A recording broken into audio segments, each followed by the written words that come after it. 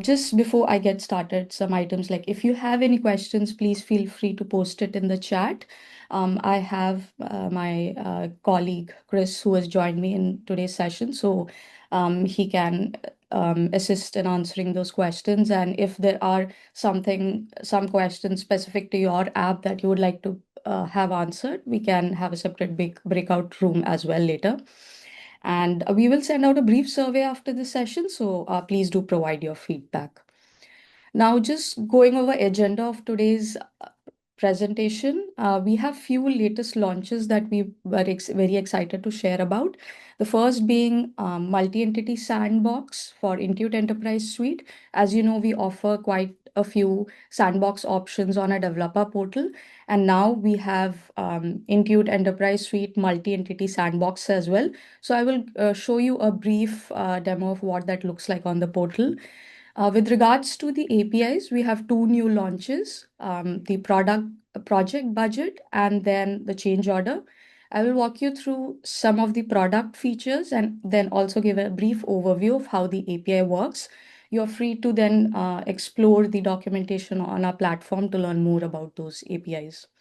There's also enhancement to the already existing APIs. As you know, earlier this year, we launched the Dimensions API. So the Dimensions API has some enhancements to it. So you can also explore that. And so let's get started.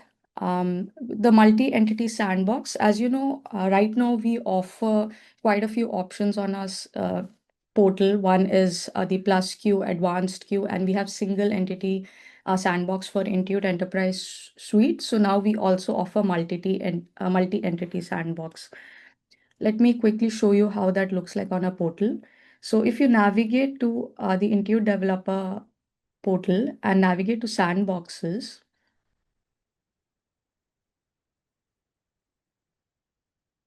you will see that the UI has changed slightly. The regular sandbox options for QuickBooks Online are still available, and you will see a new tab for Intuit Enterprise Suite.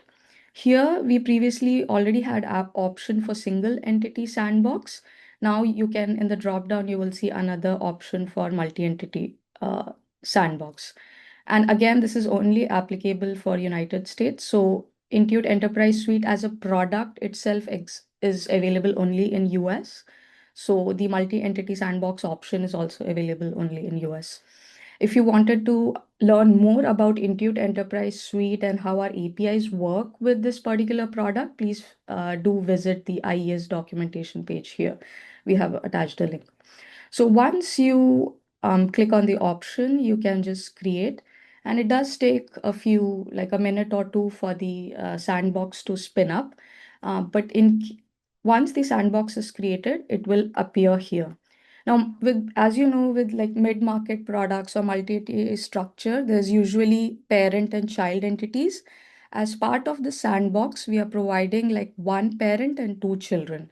So whenever you create a multi-entity sandbox, it would be the same structure, one parent, and then you would have two child accounts under it. So when you, let's say you click on this parent account, it works the same way as all other sandboxes. You can click on the login and navigate to that particular sandbox company or realm. And then the product itself looks exactly like how it would look in production, like a production Intuit Enterprise Suite company would look like. You have the same drop down menus and can switch between the entities. However, I would like to clarify that when it comes to the API, you have to connect and do an OAuth to each and every entity. So you first connect to the parent, then you connect to the child, and then you connect to child too. So from API perspective, you still connect to each and every realm and make the calls. So that was a brief walkthrough of what we have released for sandboxes, specifically for Intuit Enterprise Suite. Now I'll move on to the next item, which is our new APIs. So as you know, we have new project management APIs that were recently launched, and now within that module of project management, we have two new APIs. One is change order, and other is project budget. So from product perspective, like within Intuit Enterprise Suite, what a change order means is it's a formal modification to an existing estimate that is tied to a project. And what particular QuickBooks Online products or subscription plans it is available on? It's available on Intuit Enterprise Suite and Construction Pack add-ons for QBO Advanced. Again, as we know, Intuit Enterprise Suite as a product is in US only, so hence this API is also meant for US only region. Now, from the API perspective, uh, this is a REST API, just like all our other accounting V3 APIs like Estimate. So the change order is also a REST API, and you can do all the CRUD operations, the create, read, update, and delete. The scope, along with the accounting scope, you continue to pass the project management scope. As you know, when we released the projects API, you needed the scope.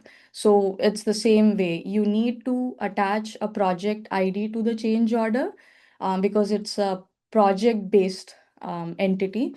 So that's why you create a project with a project scope, and then in combination with the accounting scope, you continue to use all the project management APIs. It's available to silver tier and above under Intuit App Partner Program. And the prerequisite to use creating a change order, like you try to create a change order via the APIs, you need to have a project ref.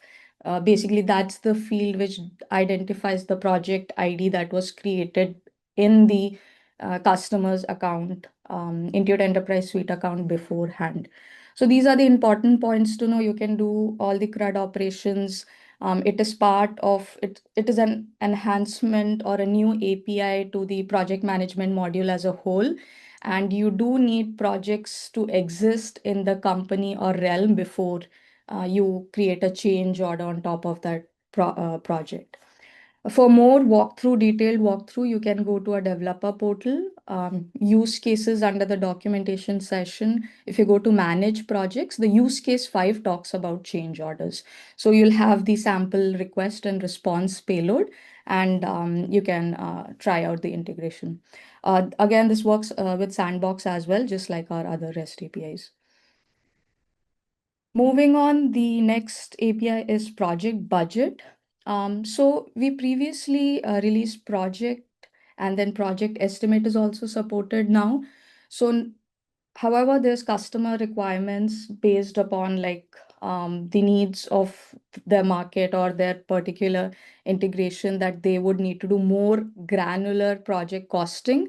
And if they want a breakdown of their project costs in a much more enhanced or a granular way, then we use project budgets. Again, available in Intuit Enterprise Suite and Construction Pack add-ons for QBO Advanced, US only. From the API perspective, again, it's all the CRUD operations can be done. This API is, however, GraphQL, just like a projects API, like new APIs. So it's a GraphQL API. The scope, again, you need to make sure you pass the project management scope, which was previously also used in projects API. This API scope access is available to silver tier and above partners. So actually, if you are a silver tier and above partner and you go to your developer portal account, you should be already able to see the project management scope. So if you want to use project budgets or even the projects API, you just go and enable it. And then the prerequisite, again, like change orders, is the projects need to exist in the customer's QBO company. Only then you can retrieve the project ID and attach it in the field project ref when you are creating the project budget. Now, for more detailed information, please navigate to Intuit Developer Portal Use Cases Manage Project, and this is use case number 6. So there are all the details about the request and response. Now let me show you a brief walkthrough for what this looks like in the project. Projects feature within Intuit Enterprise Suite. So we have logged in, let's say, to the Sandbox company. So you see projects here, and then we have change orders. So change order is always, as you see, linked to an estimate. So you can create project estimates now via API. So in case you've created a project estimate, you link that to the change order. And then here, as you can see, it's linked to a add a project. It's linked to a project. So that means that you should, the customer's company should already have a project to which you want to link the change order. And that's the project ID that you pass in the API call. So this is what the change order looks like within the product, and you can do the same operations of create, update, delete, and read by the API as well. To show you where the documentation is on our portal, just navigate to QuickBooks Online, use cases, and then manage projects, use cases, and then we have change order here, is use case 7. So here we give you all the request response. And the point why here it's under QuickBooks Online is this feature is supported for certain add-on packs within QuickBooks Online, but at the same time, it's also supported on Intuit Enterprise Suite. So even if you navigate to this particular link on the portal, you will find the details for change orders. All right, so that was a quick walkthrough on change order. Similarly, same thing for project budgets. Just navigate to the portal and it will, the use case 6 is what describes manage a project budget. And you can create project budget with detailed line items, updates to specific lines on projects. So very granular level project-based budget. If our mutual customers need, then you would use this particular API. And I can also quickly show you like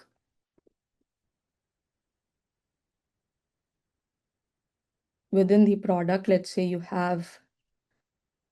you start a project or create a project. That's the base for both the change orders and the project budget is that you need to uh, create a project and have a project. So once you create a project,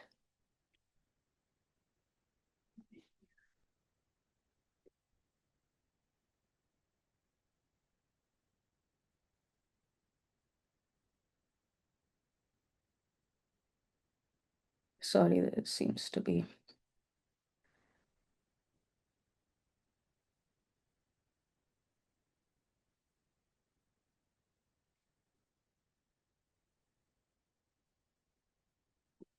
Let me try to log into a demo account for you.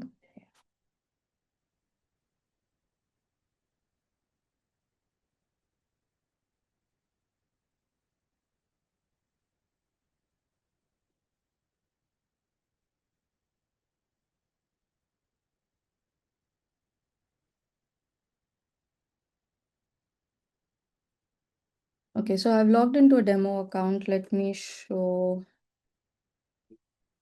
an existing project. So let's say we have a bunch of projects here, and you can add a budget to a project. So that's one way when you add a budget to a project. Now, one thing to note here is there is a feature, a setting on the project known as project costing, which is what helps determine whether you should use project estimate versus project budgets. So let's say if the project costing is basic, that means the customer wants to continue using project estimate. If the project costing is detailed, that's when you can attach a budget to it. So that's an important use case to know that whether you should be using project budget or project estimate. So you need to call the project, check for the settings, and in the project costing, if you can read the settings, is it basic or detailed? Based on that, you would either continue using project estimate API or project budgets. All right, so this is what I meant by the use case is when would you use basic job costing and when would you use detailed job costing? Basic job costing means that you would be using project estimate API, and detailed job costing would mean you would use project budgets API. So based on the profile of our mutual customers that your app is trying to integrate with, whether they have flat price projects, then they would use project estimate. If they have cost plus time and material, complex budgeting, then you would integrate with project budgets. And obviously, change order goes more with projects estimate kind of scenario, so it would fall under the basic job costing. But you can find this particular use case or when to use which sort of API as one of our help articles as well. All right, so this was on project budget and change orders. Now let me move on to the enhancements that we have for Dimensions API. So as you know, for Intuit Enterprise Suite, the first major API launch that we had was Dimensions. And dimensions are basically ways to categorize the line items on transactions. These are the transactions that dimensions are supported on currently. Dimension is an exclusive feature only on Intuit Enterprise Suite. You will not find this under any other subscription plan of QuickBooks Online. So the Dimensions API already existed, and you can navigate through info of how to integrate with the Dimensions API in case you haven't.